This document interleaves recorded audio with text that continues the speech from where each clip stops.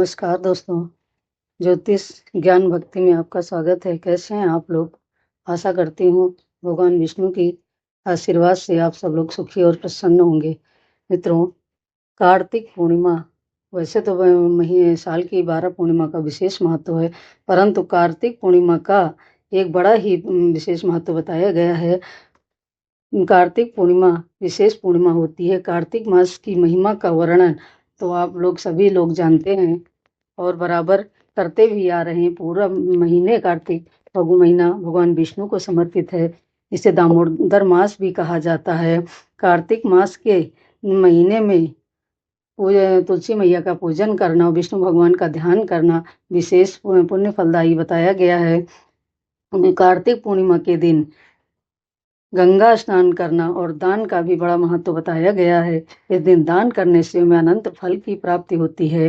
कार्तिक पूर्णिमा के दिन देव दीपावली भी मनाई जाती है। इस दिन गुरु नानक देव का जन्म दिवस भी मनाया जाता है और इस कार्तिक पूर्णिमा के दिन भगवान सत्यनारायण का पूजन करने से हमारी सभी मनोकामनाएं पूर्ण होती हैं। सत्य देव का पूजन स्वयं भी अपने घर में कर सकते हैं। आप लोग सोचते होंगे कि भगवान सत्यनारायण देव का पूजन स्वयं कैसे घर में कर सकते हैं, बिना आचार्य के तो पूर्ण होना उससे संभव ही नहीं है। परंतु मैं आपको बताऊंगी कि बड़ी आसानी से स्वयं भी भगवान सत्यनारायण का पूजन और विधि विधान से अपने घर में कर सकते हैं। तो आइए मैं आपको बताऊंगी कि भगवान सत्यदेव का पूजन किस प्रकार से करना है। आइए मैं सत्यनारायण भगवान की पूजन कर रही हूँ और मैं आपको दिखाती हूँ कि सत्यनारायण भगवान का पूजन घर में आसानी से किस प्रकार कर सकते हैं। तो सबसे पहले भगवान विष्णु की सत्यनारायण भगवान की एक पुस्तक ले आइए। इसके बाद चौकी पर पीला आसन बिछा लीजिए, उसमें भगवान विष्णु की प्रतिमा को स्थापित कर दीजिए और इसके बाद में कलश स्थापना कर दीजिए, नवग्रह की स्थापना कर दीजिए। क्योंकि अगर कोई हम विशेष पूजा करते हैं तो नवग्रह देव की पूजन और उनका ध्यान करना आवश्यक होता है, क्योंकि हमारे ग्रह जो है सदैव हमारे अनुकूल रहें, ऐसी मन प्रार्थना करती हूँ और उनको अपने घर में आवाहन करके उनका पूजन करती हूँ। तो सबसे पहले हम दीपक जला लेंगे, फिर इसके बाद में गणेश जी का ध्यान करेंगे।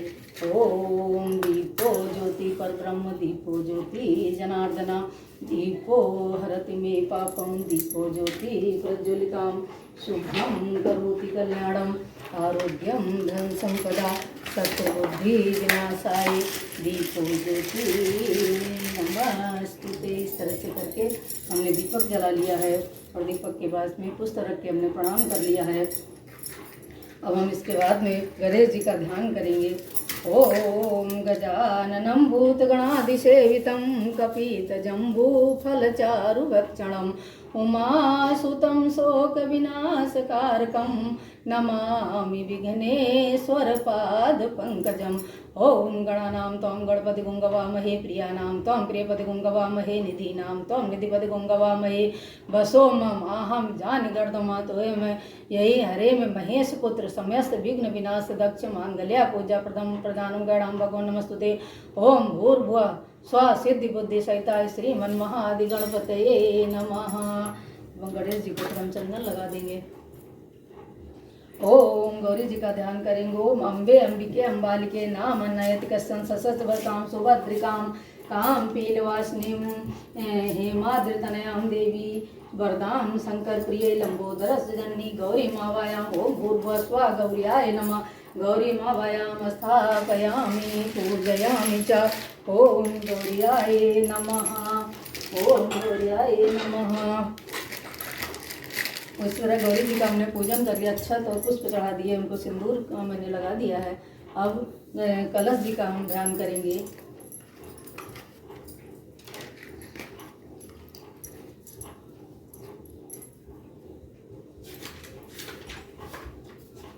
कलशस्य मुखे विष्णु कंठे रुद्रा समाश्रिता मूले त्वस्थितो ब्रह्मा मध्ये मात्र गणा स्मृता पुच्छो तु सागरा सर्वे सप्त दीपा वसुंधरा ऋग्वेदोऽथर्व यजुर्वेदा सामवेदोऽथर्वणा अंगस्य संहिता सर्वे कलशं तु समासिता अत्र गायत्री शांति सावित्री पुष्टिकरी तथा अयं तुम देव पूजार्थं दुरित क्षयकारका गंगे च यमुने च गोदावरी सरस्वती नर्मदे सिंधु कावेरी जलस्मिन् सन्निधं कुरुः। सर्वे समुद्रा सरितीर्थानि न जलदा नद्याम् आयन्तुं मम शान्तिर्थं दुरितक्षयकारका ॐ मनो ज्योतिर्जुषा मार्जस्य बृहस्पतिर्यज्ञं तन्नोतु ज्येष्ठं समीमं ददासु विश्वे देवासि मादन्तं प्रतिष्ठत् कलशे वरुणावाहि देवताभ्यो नमः सुप्रतिष्ठा वरदो भवन्तु श्री आवाहि देवताभ्यो नमः ओम वरुणाय नमः। इस तरह से हमने कलश देवता का पूजन कर लिया है और अब विष्णु भगवान को हम चंदन लगाएंगे। ओम शांताकारं भुजगशयनं पद्मनाभं सुरेश्वरं विश्वाधारं गगनसदृशं मेघवर्णं शुभांगं लक्ष्मीकान्तं कमलनयनं योगज्ञानगम्यं वन्दे विष्णु भवभयहरं सर्वलोकैकनाथं। ओम विष्णवे नमः। इस तरह से हमने विष्णु भगवान का भी पूजन कर लिया है और शालिग्राम जी का भी मैंने पूजन कर लिया। शालिग्राम जी को हम जनेऊ चढ़ा देंगे।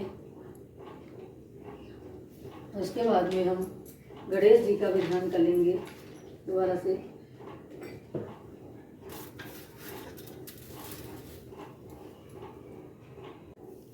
और हाथ में अक्षत और पुष्प लेकर के हम गणेश जी का ध्यान करेंगे।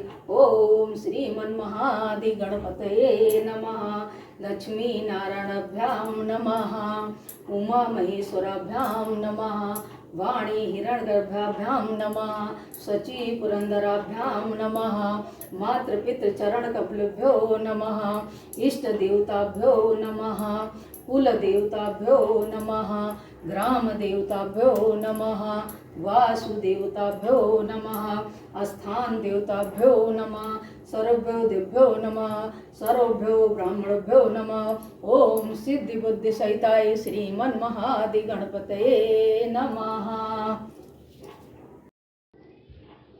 हम विष्णु भगवान का गणेश जी का ध्यान करने के बाद में अब हम संकल्प करेंगे। तो सबसे पहले विशेष पूजा में संकल्प की भी आवश्यकता होती है। ओम विष्णु विष्णु श्रीमद्भगवतो महापुरुषस्य विष्णुराज्ञा प्रवर्तमानस्य ब्राह्मणो ऐर द्वितीय परार्धे श्वेतवारा कल्पे वैवस्मन्तर्यास्ति विशतमे कलयुगे कल्पथम चरणे जम्मूद्वीपे भारतवर्षे आर्या नगरे अपना शहर का नाम, अपना नाम, गोत्र और अपना घर का नाम बोलकर इस तरह से फिर मासा नाम मासे कार्तिक मासे पूर्णिमा तिथ्यायां मध्यकालीन वेलायां प्रातःकालीन वेलायाम् अयं श्रुति स्मृत प्राणो फल प्राप्त्यर्थं मम कुटुम्बस्य सपरिवारस्य क्षेम ऐश्वर्य आयु आरोग्य वृद्ध्यर्थं भौतिक दैविक आध्यात्मिक त्रिविध ताप समनार्थम धर्मार्थ काम मोक्ष फल प्राप्ति अर्थम कल्याण नित्य कल्याण लाभाय श्री भगवान सत्यनारायण देव का पूजनम तत्पश्चात कथा श्रवणम अहम करिष्ये शुभ संकल्पमस्तु। इस तरह से हमने संकल्प कर दिया है और अब हम इसके बाद में भगवान का पूजन करेंगे और सत्यनारायण नवग्रह देवताओं का पूजन करेंगे। तो सबसे पहले हम नवग्रह जी का पूजन करेंगे। ओम गणेश सूर्याय नमः।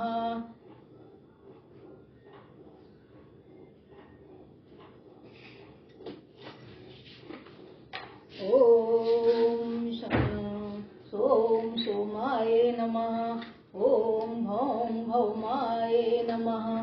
ओम भुम बुद्धाय नमः। ओम ब्रह्म बृहस्पते नमः। ओम शं सुम शुक्राय नमः। ओम शं शनिश्चराय नमः। ओम राम रावे नमः। ओम केम केतवे नमः। ओम ब्रह्मा मुरारी त्रिपुरांतिकारी भानु शशि भूमि सुतो बुधस्य गुरुश्च शुक्र शनि राहु केतवा सर्वे ग्रहा शांतिकरा भवन्तु। ओम नवग्रह सूर्यादि नवग्रह आवाहित देवताभ्यो नमः।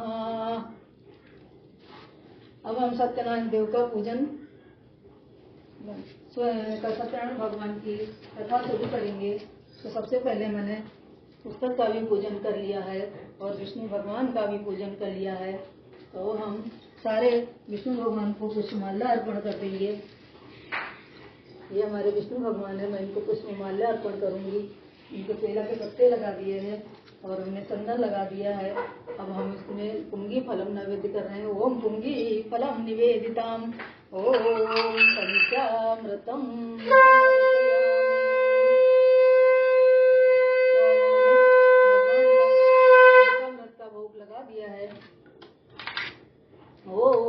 पंचामृतम समर्पयाम पंचामृतम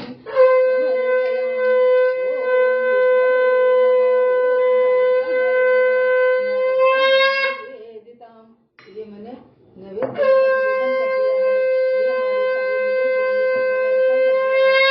ओम विष्णवे नमः ओम विष्णवे नमः ऋतुफलं निवेदिताम ओम विष्णवे नमः ऋतुफलं निवेदिताम। इस तरह से मैंने विष्णु भगवान को और कलश देवता को और नवग्रह देवता को सबका मैंने पूजन कर लिया है। सबको मैंने वस्त्र चढ़ा दिए हैं, अक्षत और पुष्प से उनका अर्पण कर दिया है। और अब हम सत्यनारायण देव को दक्षिणा भी समर्पित कर रहे हैं। ओम द्रव्य दक्षिणा समर्पयामि। अब हम सत्यदेव भगवान का पूजन करेंगे। बोलो सत्यनारायण भगवान की जय।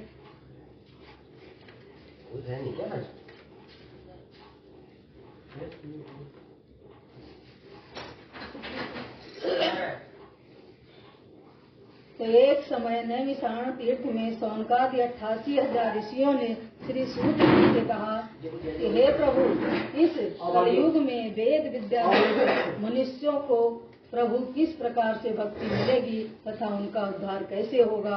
हे मुनि श्रेष्ठ, कोई ऐसा तप कहिए जिससे थोड़े समय में पुण्य फल प्राप्त होवे और मनवांछित फल मिले। ये कथा सुनने की हमारी इच्छा है। सर्वशास्त्र ज्ञाता श्री सूत जी बोले, हे वैष्णव में पूज्य, आप सबने प्राणियों के हित की बात पूछी है। अब मैं उस श्रेष्ठ व्रत को आप लोगों से कहूँगा जिस व्रत को नारद जी ने लक्ष्मी नारायण जी से पूछा था और लक्ष्मी पति ने मुनि श्रेष्ठ नारद जी से कहा था। सो ध्यान से सुनो। एक समय योगी राज नारद जी दूसरों की हित की इच्छा से अनेक लोकों में घूमते हुए मृत लोक में आ पहुँचे। यहाँ अनेक योनियों में जन्मे हुए प्रायः सभी मनुष्यों को अपने कर्मों द्वारा अनेक दुखों से पीड़ित देखकर सोचा कि किस यत्न के करने से निश्चय ही दुखों का नाश हो सकेगा। ऐसा मन में सोचकर विष्णु लोक को गए। श्वेत वर्ण और 4 भुजाओं वाले देवों के ईश नारायण को, जिनके हाथों में शंख चक्र गदा और पद्म थे तथा वरमाला पहने हुए थे, देखकर स्तुति करने लगे। हे भगवान, आप अत्यंत शक्ति से संपन्न हैं। मन तथा वाणी भी आपको नहीं पा सकती है। आपका आदि मध्य अंत नहीं है। निर्गुण स्वरूप सृष्टि के कारण भक्तों के दुखों को नष्ट करने वाले हो। मेरा आपको नमस्कार है। नारद जी से इस प्रकार की स्तुति सुनकर भगवान विष्णु बोले, हे मुनि श्रेष्ठ, आपके मन में क्या है? आपका किस काम के लिए आगमन हुआ है? निसंकोच कहो। तब नारद मुनि बोले, मृत्यु लोक में सब मनुष्य जो अनेक योनियों में पैदा हुए हैं, अपने अपने कर्मों द्वारा अनेक प्रकार के दुखों से दुखी हो रहे हैं। हे नाथ, मुझ पर दया रखते हो तो बताइए कि उन मनुष्यों के सब दुख थोड़े से प्रयत्न करने से कैसे दूर हो सकते हैं। श्री भगवान जी बोले, हे नारद, मनुष्यों की भलाई के लिए तुमने बहुत अच्छी बात पूछी है। जिस काम के करने से मनुष्य मोह से छूट जाता है वो मैं कहता हूँ, सुनो। बहुत पुण्य देने वाला स्वर्ग तथा मृत्यु लोक दोनों में दुर्लभ ये उत्तम व्रत है। आज मैं प्रेमवश होकर तुमसे कहता हूँ, सत्यनारायण भगवान का यह व्रत अच्छी तरह विधि विधान पूर्वक करके मनुष्य तुरंत ही सुख भोग कर मरने पर मोक्ष को प्राप्त होता है। श्री भगवान के वचन सुनकर नारद मुनि बोले कि उस व्रत का क्या फल है, क्या विधान है, किसने यह व्रत किया है और किस दिन यह व्रत करना चाहिए, विस्तार से कहो। भगवान बोले, दुख शोक आदि को दूर करने वाला, धन धान्य को बढ़ाने वाला, सौभाग्य तथा संतान को देने वाला यह व्रत सब स्थानों पर विजयी कराने वाला है। भक्ति और श्रद्धा के दिन किसी भी दिन मनुष्य श्री सत्यनारायण की शाम के समय ब्राह्मण तथा बंधुओं के साथ धर्मपरायण होकर पूजा करे। भक्ति भाव से नैवेद्य केले का फल, घी, दूध और गेहूं का चूर्ण सवाया लेवे। गेहूं के अभाव में साठी का चूर्ण, शक्कर तथा गुड़ लेवे और सब भक्षण भोग्य पदार्थ जमा करके भगवान को अर्पण कर देवे तथा ब्राह्मणों को भोजन करावे। तत्पश्चात स्वयं भोजन करे, नृत्य गीत आदि का आचरण कर सत्यनारायण भगवान का स्मरण करता हुआ समय व्यतीत करे। इस तरह व्रत करने पर मनुष्यों की इच्छा निश्चय ही पूर्ण होती है। इस प्रकार कलिकाल में भूमि पर यही मोक्ष का सरल उपाय है। इस प्रकार सत्यनारायण व्रत कथा का प्रथमो अध्याय संपूर्ण। श्रीमन नारायण नारायण नारायण, लक्ष्मी नारायण नारायण नारायण, सत्य नारायण नारायण नारायण। बोल सत्यनारायण देव भगवान की जय। द्वितीय अध्याय। सूत जी बोले, ऋषियों, जिसने पहले समय में इस व्रत को किया है उस का इतिहास में कहता हूँ, सुनो। सुंदर काशीपुरी नगरी में एक अत्यंत धर्म ब्राह्मण रहता तो वो भूख और प्यास से बेचैन हुआ नित्य पृथ्वी पर घूमता था। ब्राह्मणों से प्रेम करने वाले भगवान ने ब्राह्मण को दुखी देखकर बूढ़े ब्राह्मण का रूप धारण कर उसके पास जाकर आदर के साथ पूछा, हे विप्र, नित्य दुखी हुआ पृथ्वी पर क्यों फिरता है? श्रेष्ठ ब्राह्मण, ये सब मुझसे कहो, मैं सुनना चाहता हूँ। ब्राह्मण बोला, मैं निर्धन ब्राह्मण हूँ, भिक्षा के लिए पृथ्वी पर फिरता हूँ। हे भगवान, यदि आप इसका कोई उपाय जानते हो तो कृपा कर मुझसे कहो। वृद्ध ब्राह्मण बोला, सत्यनारायण भगवान मन वांछित फल देने वाले हैं, इसीलिए हे ब्राह्मण, तू उनका पूजन कर, जिसके करने से मनुष्य सब दुखों से मुक्त होता है।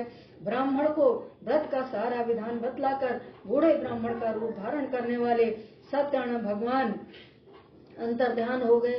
जिस व्रत को वृद्ध ब्राह्मण ने बतलाया है मैं उसको करूंगा, यह निश्चय करने पर उसे रात को नींद नहीं आई और वो सवेरे उठ सत्यनारायण देव के व्रत का निश्चय कर भिक्षा के लिए चला। उस दिन उसको भिक्षा में बहुत धन मिला, जिससे बंधु बांधवों के साथ उसने सत्यनारायण देव का पूजन किया, जिसके करने से वो विप्र सब दुखों से छूटकर अनेक प्रकार की संपत्तियों से युक्त हुआ। उस समय से वो विप्र हर मास व्रत करने लगा। इस प्रकार सत्यनारायण भगवान के व्रत को जो करेगा वो सब पापों से छूटकर मोक्ष को प्राप्त होगा। आगे जो पृथ्वी पर सत्यनारायण का व्रत करेगा वो मनुष्य सब दुखों से छूट जाएगा।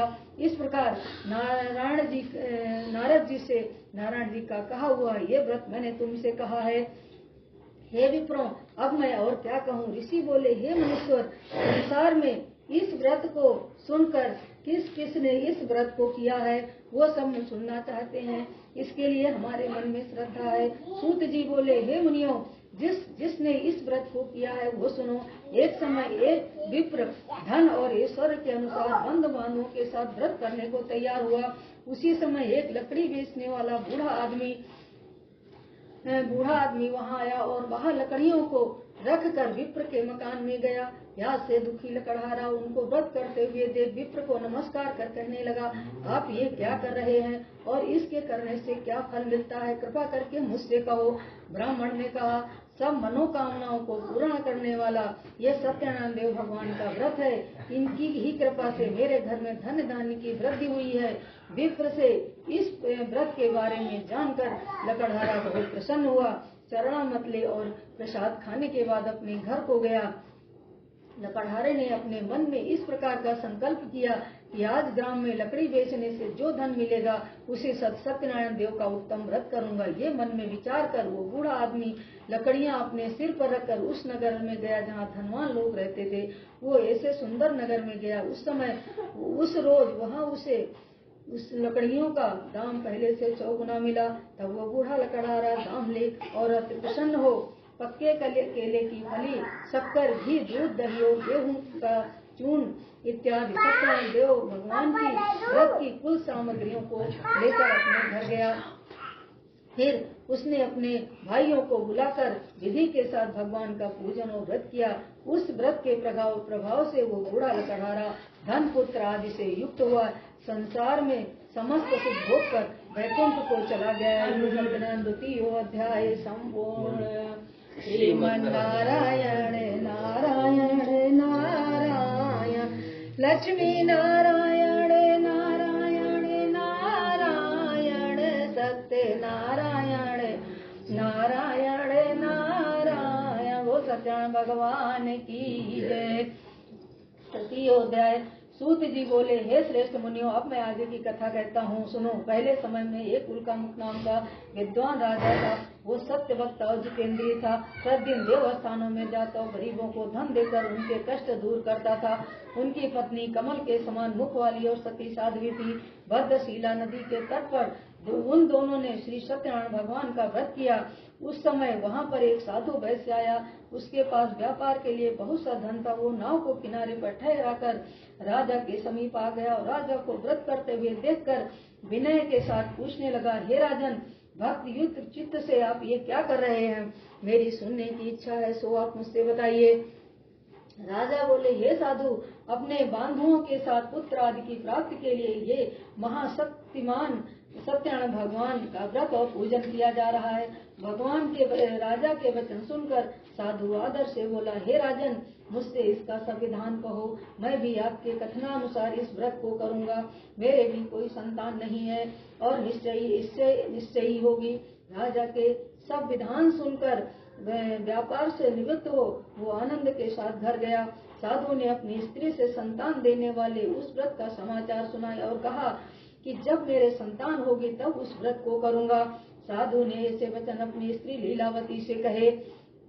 एक दिन उसकी स्त्री लीलावती पति के साथ आनंदित हो संसारिक धर्म में प्रवृत्त हो सत्यनारायण भगवान की कृपा से गर्भवती हो गई तथा 10वें महीने उसने एक सुंदर कन्या को जन्म दिया। दिनों दिन वो इस प्रकार बढ़ने लगी जैसे शुक्ल पक्ष का चंद्रमा बढ़ता है। कन्या का नाम कलावती रखा गया। तब लीलावती ने मीठे शब्दों में अपने पति से कहा कि जो आपने संकल्प किया था कि भगवान का व्रत करूंगा, अब आप उसे करिए। साधु बोला, हे प्रिय, इसके विवाह पर करूंगा। इस प्रकार अपनी पत्नी को आश्वासन दे वो नगर को चला गया। कलावती पितृगृह में वृद्धि को प्राप्त हो गई। साधु ने जब नगर में सखियों के साथ अपनी पुत्री को देखा तो तुरंत ही दूत को बुलाकर कहा, पुत्री के लिए कोई सुयोग्य वर देख कर लाओ। साधु की आज्ञा पाकर दूत कंचन नगर पहुंचा। वहां पर खोज और देखभाल कर लड़की के लिए सुयोग्य गणित पुत्र को ले आया। उस सुयोग्य लड़के को देखकर साधु ने अपने बंधु बांधवों सहित प्रसन्न चित्त अपनी पुत्री का विवाह उसके साथ कर दिया। किंतु दुर्भाग्य से विवाह के समय वो व्रत करना भूल गया। तब श्री भगवान क्रोधित हो गए और श्राप दिया कि तुम्हें दारुण दुख प्राप्त होगा। अपने कार्य में कुशल साधु बनिया जमाता सहित समुद्र के समीप स्थित रत्नपुर नगर में गया। वहां दोनों ससुर जमाई चंद्रकेतु राजा के उस नगर में व्यापार करने लगे। एक रोज भगवान सत्यनारायण की माया से प्रेरित होकर कोई चोर राजा का धन चुराकर भागा जा रहा था। किंतु राजा के दूतों को आता देखकर चोर ने घबराकर भागते हुए राजा को धन को वहीं चुपचाप रख दिया जहाँ वे ससुर जमाई ठहरे हुए थे। जब दूतों ने उस साधु वैश्य के पास राजा के धन को रखा हुआ देखा तो दोनों को बांध कर ले गए और प्रसन्नता से दौड़ते हुए राजा के समीप जाकर बोले, ये 2 चोर हम पकड़ कर लाए हैं, देखकर आज्ञा दें। तब राजा की आज्ञा को से उनको कठिन कारावास में डाल दिया गया। उनका सारा धन छीन लिया। सत्यनारायण भगवान के श्राप के द्वारा उनकी पत्नी घर में बहुत दुखित रहने लगी और जो घर में धन रखा हुआ था सब चोर चुरा कर ले गए। शारीरिक और मानसिक पीड़ा तथा भूख प्यास से अति दुखित हो अन्न की चिंता में कलावती एक ब्राह्मण के घर गई। वहां उसने सत्यनारायण भगवान का व्रत करते होते हुए देखा। फिर कथा सुनी तथा प्रसाद ग्रहण कर रात को घर आई। माता ने कलावती से कहा, ये पुत्री, अब तक कहाँ रही और तेरे मन में क्या है? कलावती बोली, हे माता, मैंने एक ब्राह्मण के घर श्री सत्यनारायण भगवान का व्रत देखा है। कन्या के वचन सुनकर लीलावती भगवान के पूजन की तैयारी करने लगी। लीलावती ने परिवार तथा बंधु बांधवों सहित श्री सत्यनारायण भगवान का पूजन किया और वर मांगा कि मेरे पति और दामाद शीघ्र आवें। साथ ही प्रार्थना की कि हम सबका अपराध क्षमा करो। सत्यनारायण भगवान इस व्रत से संतुष्ट हो गए और राजा चंद्रकेतु को स्वप्न में दर्शन देकर कहा, हे राजन, दोनों ब्राह्मणों वैश्यों को प्रातः ही छोड़ दो और उनका सब धन जो तुमने ग्रहण किया है दे दो, नहीं तो मैं तेरा धन, राज्य, पुत्र आदि सब नष्ट कर दूंगा। राजा से ऐसे वचन सुनकर भगवान अंतर ध्यान हो गए। प्रातः काल जब चंद्रकेतु ने सभा में अपना स्वप्न सुनाया तो दोनों बड़ी पुत्रों को कैद से मुक्त कर सभा में बुलाया। दोनों ने आते ही राजा को नमस्कार किया। राजा मीठे वचनों से बोले, हे महानुभाव, भावी बस ऐसा कठिन दुख प्राप्त हुआ है, अब तुम्हें कोई दुख नहीं है। ऐसा कहकर राजा ने उनको नए नए वस्त्र आभूषण पहनाए और जितना धन लिया था उससे दूना धन देकर आदर के साथ विदा किया। दोनों वैसे अपने घर को चल दिए। इस प्रकार सत्यनारायण भगवान के 3 अध्याय संपूर्ण। श्रीमन्नारायण नारायण नारायण सत्यनारायण नारायण नारायण भजमन नारायण नारायण नारायण। ओ सत्यनारायण भगवान की जय। चतुर्थो अध्याय। सूत जी बोले, वैश्य ने मंगलाचरण करके यात्रा आरंभ की और अपने नगर को चला। उनके थोड़ी दूर निकलने पर दंडी वेशधारी सत्यनारायण भगवान ने उनसे पूछा, हे साधु, तेरी नाव में क्या है? अभिमानी बड़ी खस्ता हुआ बोला, हे दंडी, आप क्यों पूछते हो? क्या धन लेने की इच्छा है? मेरी नाव में तो बेल और पत्ते भरे हुए हैं। वैश्य का कठोर वचन सुनकर भगवान ने कहा, तुम्हारा वचन सत्य हो। दंडी ऐसा कहकर वहां से दूर चले गए। कुछ दूर जाकर समुद्र के समीप बैठ गए। दंडी के जाने पर वैश्य ने नृत्य किया करने के बाद नाव को ऊंची उठी देखकर अचंभा किया तथा नाव में बेल पत्ते आदि देखकर मूर्छित हो जमीन पर गिर पड़ा। फिर मूर्छा खुलने पर अत्यंत शोक प्रकट करने लगा। तब उसका दामाद बोला कि आप शोक न करें, ये दंडी का श्राप है तथा उनकी शरण में चलना चाहिए, तभी हमारी मनोकामना पूर्ण होगी। दामाद के वचन सुनकर वो दंडी के पास पहुंचा और अत्यंत भक्ति भाव से नमस्कार करके बोला, मैंने जो आपसे असत्य वचन कहे थे उनको क्षमा करो। ऐसा कहकर महान शोकातुर हो रोने लगा। तब दंडी भगवान बोले, हे बड़े पुत्र, मेरी आज्ञा से बार बार आपको दुख प्राप्त हुआ है, तू मेरी पूजा से विमुख हुआ है। साधु बोला, हे भगवान, आपकी माया से ब्रह्मा आदि भी आपके रूप को नहीं जान पाते हैं, तब मैं अज्ञानी आपको कैसे जान सकता हूँ? आप प्रसन्न होइए, मैं सामर्थ्य के अनुसार आपकी पूजा करूँगा। मेरी रक्षा करो और पहले के समान नौका में धन भर दो। उसके भक्ति युक्त वचन सुनकर भगवान प्रसन्न हो उसकी इच्छा अनुसार वर देकर अंतर ध्यान हो गए। तब उसने नाव पर आकर देखा कि नाव धन से परिपूर्ण है। फिर वो भगवान सत्यनारायण का पूजन कर साथियों सहित अपने नगर को चला। जब वो अपने नगर के समीप पहुंचा तो दूत को भेजा कि दूत ने साधु के घर जाकर उसकी स्त्री को नमस्कार कर कहा कि साधु अपने दामाद सहित इस नगर के समीप आ गए हैं। ऐसा वचन सुनकर साधु की स्त्री ने बड़े हर्ष के साथ सत्यदेव का पूजन कर पुत्री से कहा, मैं अपने पति के दर्शन को जाती हूँ, तू कार्य पूर्ण कर शीघ्र आ जाना। माता के वचन सुनकर कलावती प्रसाद छोड़कर पति के पास गई। प्रसाद की अवज्ञा के कारण सत्यदेव ने रुष्ट हो उसके पति को नाव सहित पानी में डुबो दिया। कलावती अपने पति को न देखकर जमीन पर रोती हुई गिर पड़ी। इस तरह नौका को डूबा हुआ और कन्या को रोता हुआ देख साधु दुखित हो बोला, हे प्रभु, मुझसे या मेरे परिवार से जो भूल हुई है उसे क्षमा करो। उसके दीन वचन सुनकर सत्यदेव प्रसन्न हो गए और आकाशवाणी हुई कि साधु, तेरी कन्या मेरे प्रसाद को छोड़कर आई है, इसलिए इसका पति अदृश्य हुआ है। यदि वो अपने घर जाकर प्रसाद खाकर लौटे तो इसका पति अवश्य मिलेगा। ऐसी आकाशवाणी सुनकर कलावती ने घर जाकर प्रसाद खाया, फिर आकर पति के दर्शन किए। तत्पश्चात साधु ने बंधु बांधवों सहित सत्यदेव का पूजन किया। इस श्लोक का शुभ भोग कर अंत में स्वर्गलोक को गया। इस प्रकार इति सत्यनारायण व्रत कथायाम चतुर्थो अध्याय। ओम श्रीमन्नारायण नारायण नारायण सत्यनारायण नारायण नारायण लक्ष्मी नारायण नारायण नारायण। ओ लक्ष्मी नारायण भगवान की जय। पंचमो अध्याय। सूत जी बोले, हे ऋषियों, मैं आगे की कथा कहता हूँ, सुनो। प्रजापालन सुंगध नाम का एक राजा था। उसने भी भगवान का प्रसाद त्याग कर बहुत दुख पाया। एक समय वन में जाकर वन्य पशुओं को मारकर बड़ के पेड़ के नीचे आया। वहां उसने ग्वाल बालों को भक्ति भाव से बंधु बांधुओं सहित सत्यनारायण भगवान का पूजन करते हुए देखा। राजा देखकर भी अभिमान बस वहां नहीं गया और न नमस्कार किया। जब बालों ने भगवान का प्रसाद उसके समीप रखा तो वो प्रसाद को त्याग कर अपनी नगरी को चला गया। वहां उसने अपना सब कुछ नष्ट पाया तो जान गया कि ये सब भगवान ने किया है। तब वो विश्वास कर वालों के समीप गया, विधि पूर्वक पूजन कर प्रसाद खाया तो सत्यनारायण देव की कृपा से वो सब पहले जैसा ही हो गया। फिर दीर्घ काल तक सुख भोग कर मरने पर स्वर्ग लोक को गया। इस प्रकार जो मनुष्य इस परम दुर्लभ व्रत को करेगा, भगवान की कृपा से उसे धन धान्य की प्राप्ति होगी। निर्धन धनी बंदी बंधन से मुक्त होकर निर्भय हो जाता है।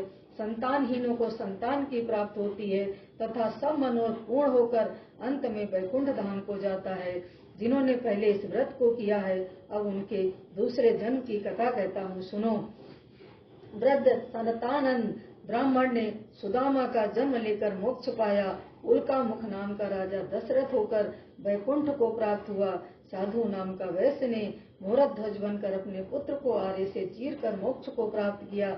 महाराज तुंगध्वज ने स्वयंभू होकर भगवान की भक्ति युक्त हो कर्म कर मोक्ष को प्राप्त किया। इति सत्यामृत कथायां पंचमो अध्याय शंभो।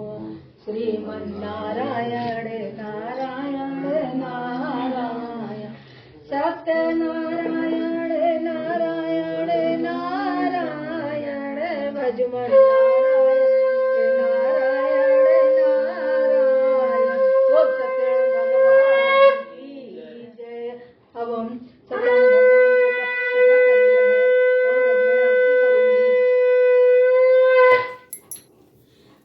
शुरू करेंगे।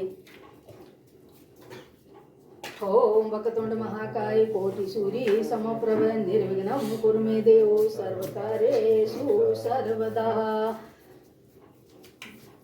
ओम जय लक्ष्मी रमणा स्वामी जय लक्ष्मी रमणा सत्यनारायण स्वामी सत्यनारायण स्वामी जन पातक हरणा।